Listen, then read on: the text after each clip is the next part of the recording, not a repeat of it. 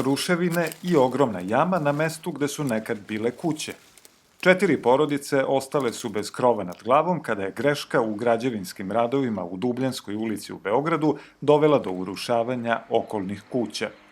Sa one strane može da se vidi kuća koja se više ne može koristiti. Naime, građevinska inspekcija je meni i moju sestru iselila zato što je opasna za život, obzirom da nema na čemu više da stoji, upravo zbog urušavanja ove temeljne jame. U sudskom postupku za nadoknadu štete koji su pokrenuli vlasnici, ni posle 6,5 godina nema presude. U prve 3 godine nije održano ni jedno suđenje, a u postupku su 3 puta menjane sudije. 6 godina, a mi i dalje kao podstanari bez krova nad glavom, sami snosimo sve troškove kroz koje prolazimo zbog svega ovog, a i ne vidimo kraj. Ne vidimo da će skoro da se i donese sudska odluka, jer evo sad tek čekamo da nam se odredi novi sudija. Slučaj Dubljanske je jedan od 500.000 predmeta na policama srpskih sudova koji na odluku čekaju između 5 i 10 godina. Više od 2,5 miliona predmeta starije je od 2 godine. Vrhovni kasacioni sud naložio je da se do 1. jula reše svi krivični predmeti stariji od 5 i parnice starije od 10 godina. Verovatno neće biti svi rešeni predmeti. To iluzorno se nadati tome, jer postoji i objektivni razlozi. Stranke nisu dostupni i tako dalje. Ali važno je da smanjimo subjektivne razloge na razumnu meru. Dakle, da se ti predmeti koji su prioritetni i koji su i po programu rešavanja starih predmeta tih sudova prioritetni, da se zaista sa njima tako i postupa. Efikasnija i brža pravda biće jedan od glavnih ciljeva pregovora Srbije i Evropske unije u poglavlju 23, koje bi trebalo da počne u junu. U akcionom planu je precizna lista mera čiju primjenu će pratiti i pomagati Evropska komisija. In the action plan, there are very precise deadlines. So we have asked our Serbian counterparts to put as much as possible precise dates for the actions to be fulfilled. We have also asked them to put result and impact indicators so that we can measure this. So, of course, the action plan remains a roadmap for Serbia until accession. Rasteretiti sudove komunalnih predmeta tako što će se oni prebaciti u nadležnost notara i izvršitelja, modernizacija i bolja organizacija sudova, obuka sudija za primjenu novih zakona, neke su od mera iz akcionog plana. U Evropskoj komisiji veruju da period pregovora može dati ključan doprinos reformama pravosuđa u Srbiji. We can put quite some pressure on the authorities to deliver, and they know that this is being scrutinized by civil society, by the citizens as quite high expectations, but it's also a process which helps us to generate even more financial assistance to the country. So clearly the negotiation process is the period during which we have most leverage towards the country to actually deliver.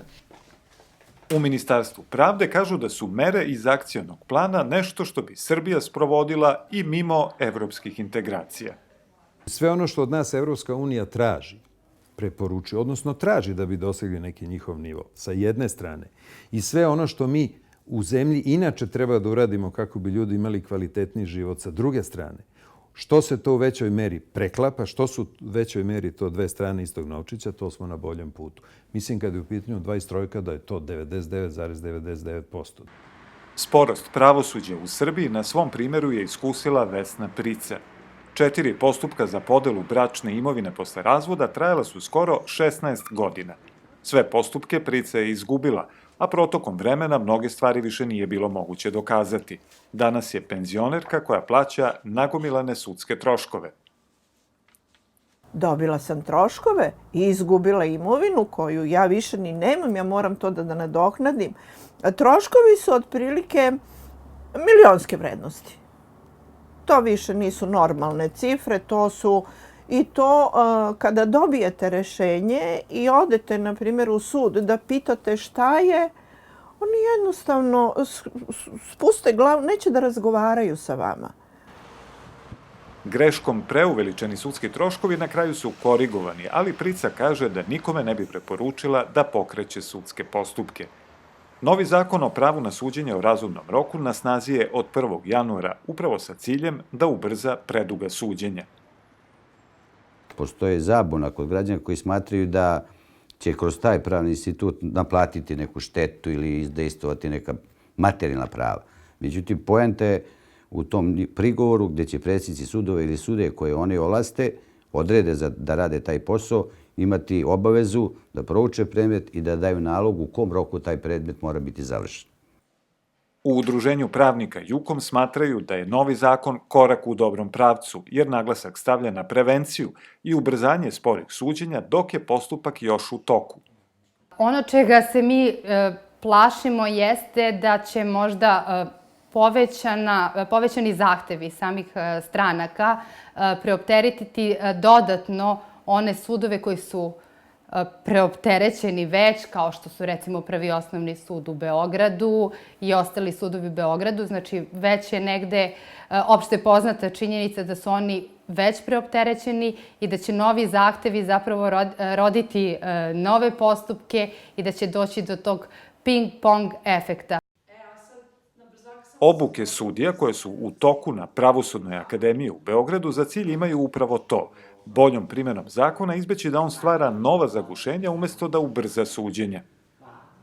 Bez efikasnosti postupka mi ne možemo govoriti o tome da ispunjavamo ne naše obaveze koje su zacrtane u poglavlju 23 i ne samo naše obaveze koje su po Evropskoj konvenciji o ljudskim pravima, nego obaveze koje imamo kao pravosuđe prema građanima Srbije, zato što mi moramo napustiti onaj stav da je pravda spora, ali dostižna i ovde mora da zaživi onaj princip, a to je da spora pravda predstavlja u stvari negaciju pravde.